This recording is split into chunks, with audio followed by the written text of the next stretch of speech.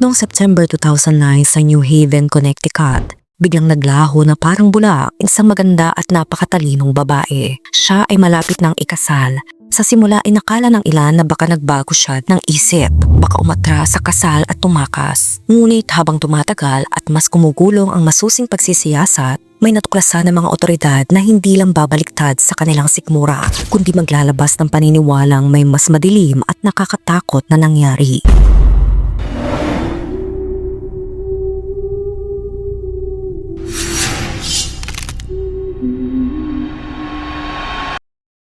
Si Annie Le ay sinilang sa San Jose, California at lumaki sa isang malaking pamilya. Sa edad na 24, siya ay nilarawan ng mga nakakakilala sa kanya bilang isang masigasig, magalang at palakaibigang tao na may likas na pagpupursige at mahilig na magpasaya. Mula pagkabata, kinilala siya bilang isang natatanging estudyante. Siya ang valedictorian ng kanilang high school at binoto pa siya ng mga kaklase niya bilang the most likely to be the next Einstein o ang pinakamalamang na magiging susunod na Einstein. Nagkamit si Annie ng $160,000 sa scholarships at nagtapos ng undergraduate degree sa Cell Development Biology mula sa University of Rochester. Doon niya nakilala si Jonathan Madowski. Mula sa simula pa lamang, sila ay hindi na mapaghihiwalay. Tinawag ni Annie si Jonathan na kanyang matalik na kaibigan at hindi lang tagal nag-alok na itong magpakasal.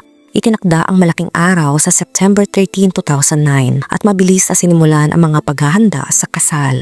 Matapos ang maraming taon ng masinsinan at matinding pagsisikap, tinanggap si Annie sa prestiyosong Ivy League School na Yale University, kung saan umaasa siyang makakuha ng kanyang doctorate sa pharmacology. Siya ay laging aktibo sa loob ng campus, nakikilahok sa iba't ibang extracurricular activities at sumulat pa ng isang artikulo tungkol sa kaligtasan sa campus na pinamagatang Crime and Safety in New Haven para sa B Magazine ng Yale Medical School. Sa panahong iyon, si Jonathan ay nasa Columbia University naman.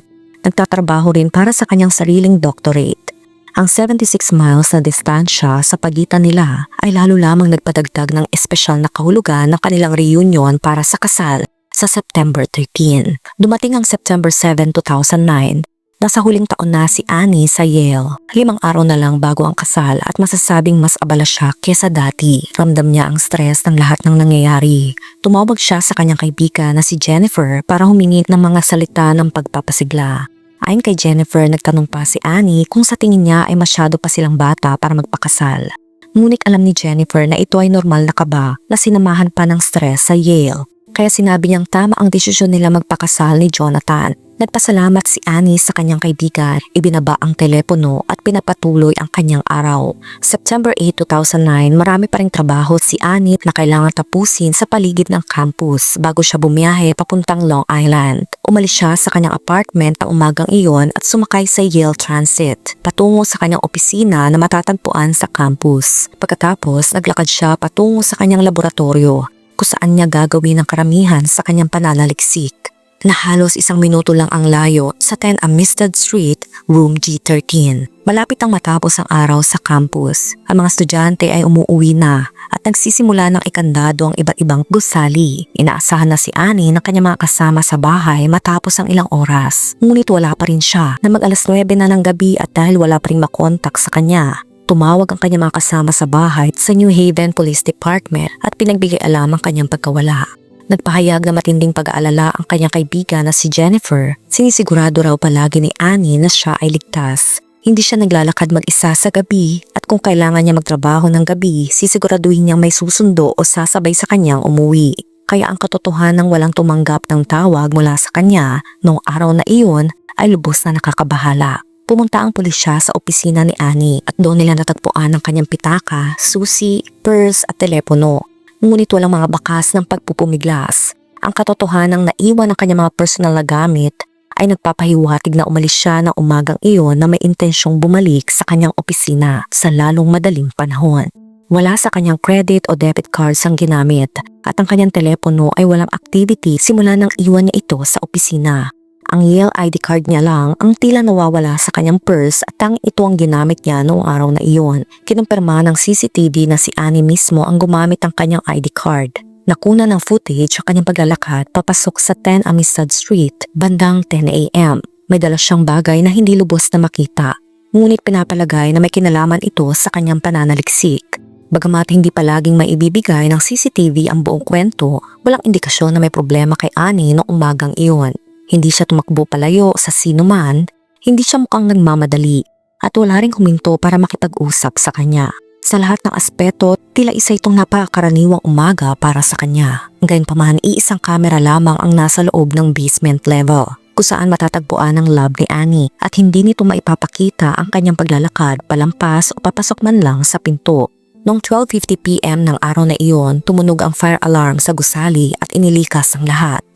May isang lab technician na itinalaga upang magpanatili ng room G13, isang lalaking nagngangalang Ray. Siya ay nagbigay ng impormasyon.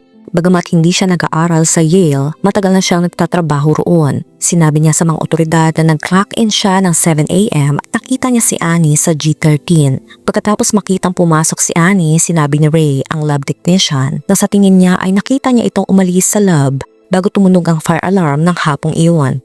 Ngunit habang patuloy na sinusuri ang mga footage, pumasok ang mga otoridad sa gusali upang tignan kung may makikita silang anuman. Bawat pasilyo, silid, aparador at kahit mga basurahan sa labas ay sinuyod.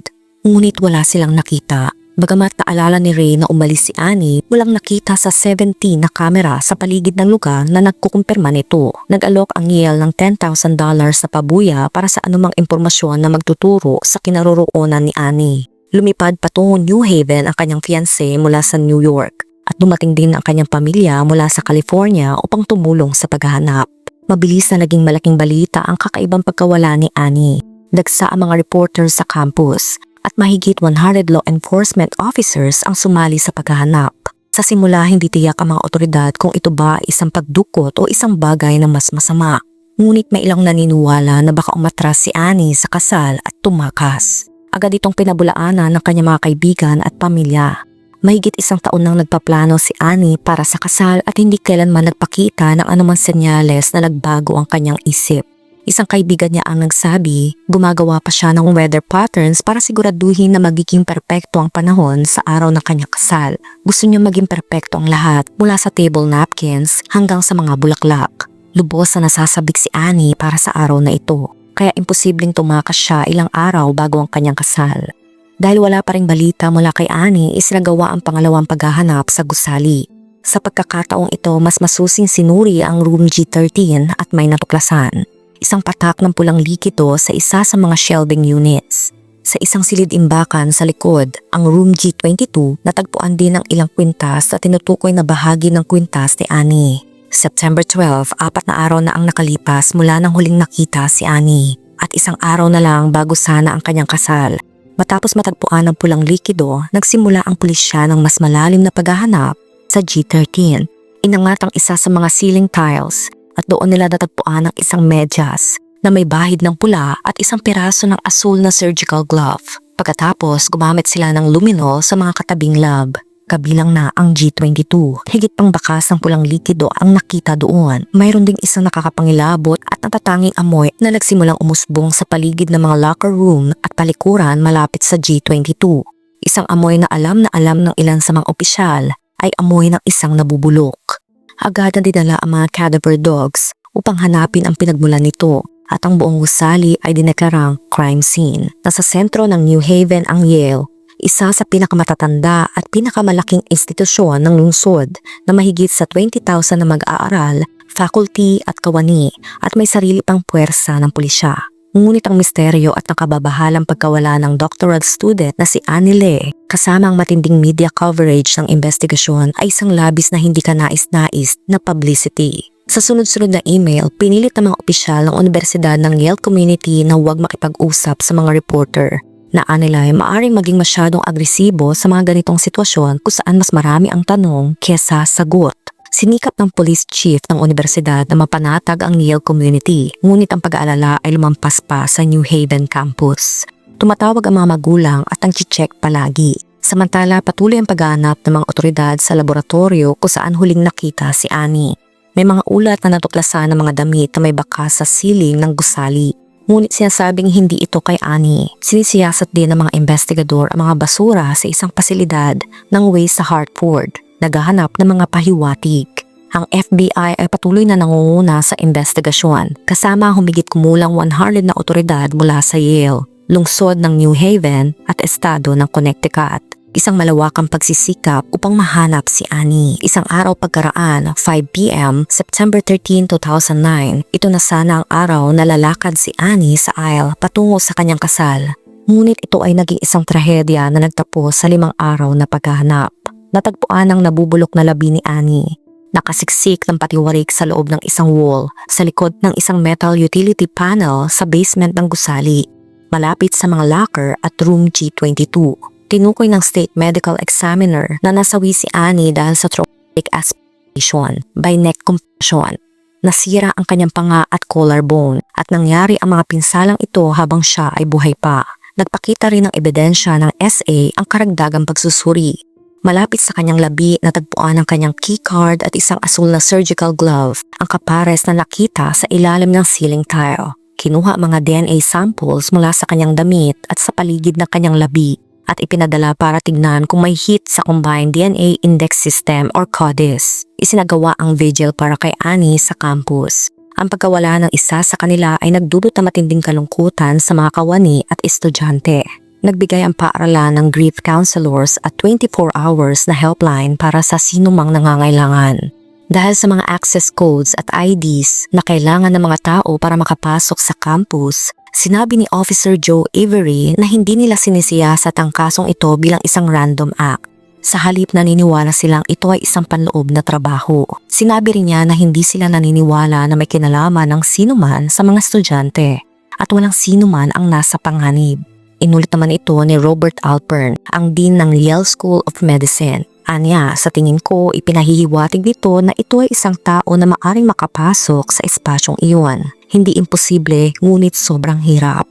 Lalo lamang itong nagdagdag sa pangamba na buwabalot sa campus. Natatakot ang mga estudyanteng lumipat mula sa isang klase patungo sa isa pa. May ilang nagsabing naglalakbay na sila ng pangkatan, kahit sa gitna ng araw.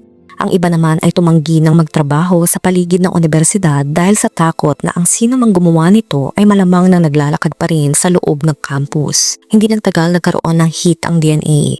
Ang match ay tumugma sa isang convicted felon na nagngangalang Kieran Robinson. Ngunit hindi ito ang malinaw na sagot. Ang inaasahang sagot mula sa DNA match ay mabilis na nabuwag. Kinumpirma na si Kieran Robinson ay matagal nang nasawi bago pa man mangyari ang kaso ni Annie. Ang pagiging malapit ng kanyang DNA sa labi ni Annie ay madaling maipaliwanag. Si Kieran ay isa sa mga tumulong sa ilang construction sa gusaling iyon bago siya nasawi. Dahil wala nang ibang tumugma sa CODIS database, patuloy ang paghahanap ng pulisya. Dumaan pa ang mga araw sa puntong ito. Nasuri na ng mga detective ang humigit kumulang 700 hours ng video at nakapanayam ang mahigit 150 na katao. Mayroon pang isang tao na nasa radar mula pa sa simula. Ngunit wala pa silang sapat na ebidensya para patunayan ang anuman. Gamit ang datos ng keycard, kinumpirma na 2 tao lamang ang nag-swipe papasok ng room G13 noong araw na iyon. Ang isa ay isang third-party contractor na mabilis na na-rule out at ang pangalawa ay ang 24 years old na lab technician na si Raymond Clark III. Siya rin ang lab technician na nagsabi sa pulisya na nakita niyang umalis si Annie sa gusali ng araw na iyon. Hindi alam ni Ray ang pag-angkin niyang ito ay naglagay sa kanya sa direktang paningin ng mga investigador. Kinumpirma na ng mga kamera na hinding-hindi siya umalis. May reputasyon si Ray sa pagiging kontrolado at madalas na masungit sa sinumang empleyadong nag-iiwan ng lab na marumi. Sa katunayan, nag-email siya kay Annie upang magreklamo tungkol sa pag-iwan nito ng maruruming kulungan ng daga pagkatapos ng isa sa mga pag-aaral nito. Gayunpaman, walang record ang Yale ng anumang disciplinary action na isinagawa laban sa kanya. May mga nagsabi naman na si Ray ay kaaya-aya at palakaibigan. Mula 10:40 a.m. hanggang 3:45 p.m. ng araw na iyon, si Ray ay pumasok at lumabas ng G13 at G22 ng 55 na beses. Kinumpirma ito gamit ang kanyang keycard at mga kamera. Nakunan din ng mga ito si Ray na umalis nang tumunog ang fire alarm ng hapon na iyon at bumalik ng 1:10 p.m. Naglakad siya sa basement area na nakasuot ng bahagyang ibang scrubs bago siya nag-clock off bago mag 4 p.m. Sa isang punto ng araw na iyon, lumabas si Ray sa kalye at umupo sa hagdan. Hawak ang kanyang ulo sa kanyang mga kamay. Nang kausapin siya ng pulisya, napansin nila ang mga gasgas sa kanyang mukha at braso, kasamang ilang medyo sariwang marka. Sabi niya galing ang mga gasgas sa isang pusa. Hiningan siya ng polygraph test na nagpakita ng mga senyales ng panlilinlang. Ngunit tulad ng dati, hindi admissible ang polygraph test sa korte at hindi ito sapat para ikulong siya. Hinilingan siya na magbigay ng DNA sample bago siya umalis na ginawa naman niya at pinalaya siya habang naghihintay sila ng resulta. Bago sumikat ang araw ng sumunod na araw, napalibutan ng mga unmarked cars ang Motel 8 sa Cromwell, Connecticut. Ang mga ahente ng FBI, lokal na pulis at lahat ng nagtipon doon naghihintay ng balita mula sa police chief ng New Haven. Alam nila na paparating na ang arrest warrant para sa 24 years old na si Raymond Clark III. Nasa loob siya ng motel room kasama ang kanyang ama. Ilang sandali matapos mag-alas 8 ng umaga, nakuha ng mga otoridad ang green light. Kaagad na naglagay ng mga barricades sa highway sa harap ng motel at isang grupo ng mga ahente ng FBI ang mabilis na umakyat sa likod ng hagdan, diretso sa room 214. Doon nila nakita si Raymond Clark III na nakasuot ng puting damit at pants na kulay tan. Hindi nagtagal siya ay nakaposas, nakatago sa likod ng may kulay na mga bintana. Dinala si Raymond Clark III sa New Haven Police Department. Pagkalipas lamang ng 2 oras mula nang arestuhin si Clark, dinala siya sa korte at sinampahan ng kaso para sa pagkasawi ni Annie. Nalaman ng lokal na media na matagal nang sinusundan ng mga otoridad si Clark. Una ay palihim hanggang sa naging mas lantad ang surveillance dahil mabilis siyang naging pangunahing person of interest. Kailangan lang nila ng isang bagay upang tuluyang maiugnay siya sa kaso.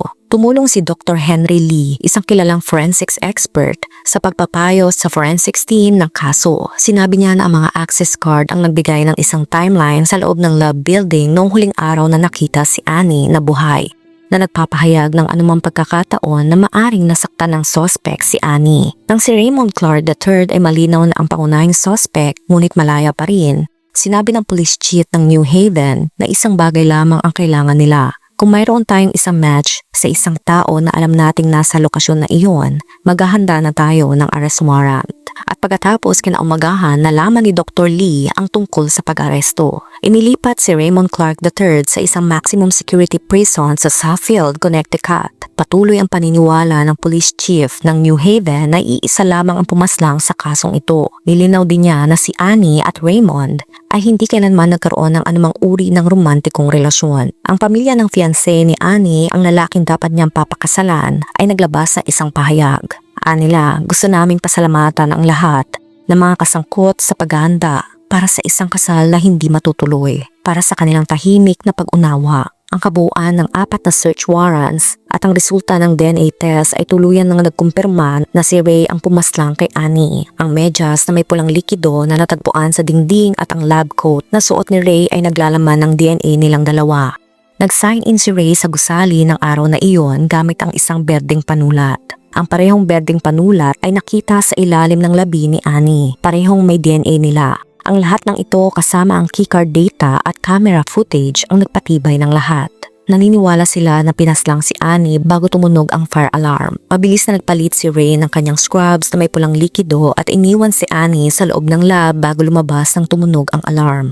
Pagkatapos ay nagmadali siyang bumalik, inilipat si Annie sa pamamagitan ng G22 at sapilitang isiniksik ito sa likod ng utility panel. Sinasabi ng mga investigador na mayroon silang higit pa sa sapat na pisikal na ebidensya para hatulan si Ray at maaring hindi na kailangan pa magtatag ng motibo. Anila, ang tanging tao na tunay na nakakaalam ng motibo sa krimeng ito ay ang suspect. Kung bakit niya ginawa ang kanyang ginawa at maaring hindi natin malalaman hanggang sa paglilitis o maaari nating hindi malalaman kailanman.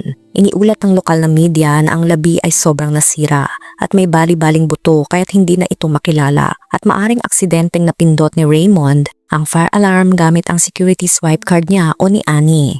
Binalak ni Joseph Lopez, ang abogado ni Clark, na maghain ng reklamo tungkol sa anyay sobrang pagtagas ng impormasyon mula sa pulisya patungo sa media.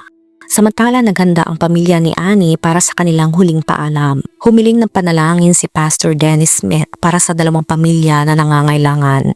Ang tanging posibleng motibo na natagpuan ng pulisya ay isang email na ipinadala ni Annie noong araw na siya ay pinaslang. Nagpadala siya ng mass email sa buong gusali na nagsasabing magpapakasal siya sa ika-13 at mawawala siya sa loob ng ilang araw para sa kanyang honeymoon. Binuksan ni Ray ang email na ito. Si Ray ay engaged na rin. Naisip ng pulisya na maaring matagal nang may lihim na obsesyon si Ray kay Annie at ang pagbasa sa email ay nagdudulot ng matinding selos at galit. Si Raymond Clark III ay kinulong sa $3 million bond. Sinabi ng kanyang abogado na inaasahan niya maghahain ito ng plea na hindi nagkasala. Hindi nagtagal inilibing si Annie. Ang kanyang libing ay live na ipinalabas online. Nagbigay ng emotional na talumpati ang kanyang ina. Anya, Jonathan, kahit ngayon na wala na si Annie, nandyan ka pa rin sa akin. At mahal na mahal kita tulad ng anak kong si Christopher. Suot din ni Jonathan ang singsing sa kasal na sana ay bibigay sa kanya ni Annie. Sa kabila ng unang plea na hindi nagkasala, hindi nagtagal ay binago ni Ray Clark ang kanyang desisyon. Nagplead siya ng guilty sa pagpaslang kapalit ng 44 years na sentensya. Napatunayang nagkasala rin siya sa pagtatangkang gumawa ng SA. Ang plea sa SA ay pumasok sa Alfred Doctrine ng Connecticut na nangangahulugang hindi man sang-ayon ang defendant sa mga katotohanan. Kinikilala niya na ang estado ay may sapat na ebidensya upang makakuha ng paghatol. Nakatakdang palayain si Ray Clark sa 2053 kung saan siya ay halos 70 years old. Ang ama ni Ray, si Raymond Clark Jr. ay nagbigay ng pahayag. Anya, may mabigat na puso akong nakatayo sa harap niyo ngayon. Ipagpapatuloy namin ang aming buhay na alam na siya ay nasa likod ng rehas. Ngunit ipagmamalaki namin si Ray sa pagtanggap ng responsibilidad sa kanyang mga aksyon at pagplead ng guilty. Nais kong malaman niyo na ipinahayag ni Ray ang matinding pagsisisi mula pa sa simula. Hindi ko masabi sa inyo kung ilang beses siyang humagulgol ng walang tigil. Sinasabing labis siyang humihingi ng tawad. Sinasabing pinahihirapan ng kanyang puso ng katotohanang siya ang sanhi ng pagkasawi ni Annie. Hindi dumalo ang ina ni Annie sa sentencing dahil sa labis na sakit. Ngunit sinabi niyang masaya ang kanyang pamilya sa resulta. Bagamat nahuli at nahatulan ang pumaslang kay Annie, ang tunay na dahilan sa likod ng kanyang pagkasawi ay nanatiling isang ganap na misteryo. Dahil hindi kailanman nagsalita o nagpaliwanag si Ray. Sinabi ni Michael Moran, isang tagapagsalita ng Yale, ngayong natatapos na ang mga paglilitis, inuulit namin ang aming mga pangako na parangalan ang memorya ni Annie, na ang galak sa buhay at pag-aaral ay siyang inspirasyon sa faculty, estudyante at kawani sa Yale ngayon at sa hinaharap. Tunay ngang ang mga kwentong tulad kay Annie ay nagbibigay ng malamig na pangingilabot. Hindi dahil sa kakaibang panganib, kundi dahil sa payak na katotohanan na maaari itong mangyari kahit kanino. Hindi siya namuhay ng delikado. Hindi siya naglalakad mag-isa sa gabi. Hindi siya nagtungo sa isang liblib o hindi kilalang lugar. Pumasok lang siya sa universidad, sa isang lugar na inaakalang ligtas, pamilyar at protektado. Isang babaeng matalino, masipag at may napakaliwanag na kinabukasan. Ilang araw na lang bago ang araw ng kanyang kasal at sa isang iglap naglaho ang lahat. Mahirap maunawaan ang bigat ng pagdadalamhating idinulot ito kay Jonathan at sa pamilya ni Annie. Isang sakit na hindi madaling mapawi. Ngunit sa gitna ng trahedya may munting sinag ng kabutihan. Agad siyang inireport na nawawala ng kanyang mga roommates na mapansin nilang hindi na normal ang kanyang pag-uwi. At kapansin-pansin mabilis na kumilos ang pulisya, isang pangyayaring hindi madalas nakikita sa maraming kaso ng mga nawawala. Ngunit ang pinakamasakit isipin, ang taong araw-araw mong nakakasalubong, binabati at nakakasama ay siya palang may kakayahang tapusin ang iyong mga pangarap. Isang ideyang hindi madaling tanggapin at lalong hindi madaling ipaliwanag. At pagdating sa pamilya ng suspect, may dagdag pang kirot ang katotohanang may mga magulang na tila nakakita pa ng dahilan upang purihin ang kanilang anak. Matapos silang sabihan na siyang responsable sa isang pagpaslang, isang tanong ang mabigat dalhin. Paano magiging tama sa mata ng isang tao ang pagtapos ng iba? Ang kwento ni Annie ay nanatiling malungkot na paalala na kahit sa mga lugar na puno ng liwanag, kaalaman at pangarap, maaring may nakatagong kadilimang hindi natin inaakala. Isang paalalang maging mapagmatsyag dahil minsan ang panganib ay hindi nagmumula sa malayo kundi sa mismong taong nasa tabi mo. Ikaw, anong masasabi mo sa kwento natin ngayon? Let me know sa comment section. Kung nakaabot ka sa video na ito ay maraming salamat. Huwag kalimutan mag-like, share, subscribe, and turn on the notification. Ingat ka palagi. Ciao!